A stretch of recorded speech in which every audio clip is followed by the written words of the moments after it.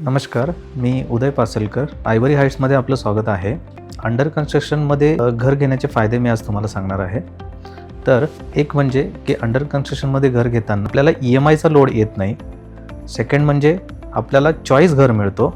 आणि थर्ड म्हणजे आपल्या बजेटमध्ये आपल्याला आपलं घर मिळतं.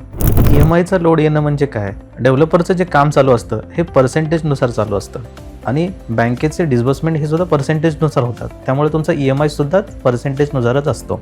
त्यामुळे EMIचा आपल्याला लोड येत नाही. चॉईस म्हणजे काय की आपल्याला हव्या त्या फ्लोअरला आपलं घर मिळतं. दुसरं म्हणजे आपल्याला चांगल्या व्ह्यूचं घर मिळतं. इन शॉर्ट आपल्या सगळ्या नीड्स ज्या आहेत या चॉईसमध्ये आपल्या फुलफिल होतात. बजेट म्हणजे काय की सुरुवातीला अंडर कन्स्ट्रक्शनमध्ये प्रोजेक्टच्या किंमत ह्या कमी असतात. दुसरी गोष्ट की डेव्हलपरच्या काही अर्ली बर्ड्स ऑफरसुद्धा असतात. यामध्येच आपल्याला आपल्या बजेटमध्ये घर करण्याची मोठी संधी असते.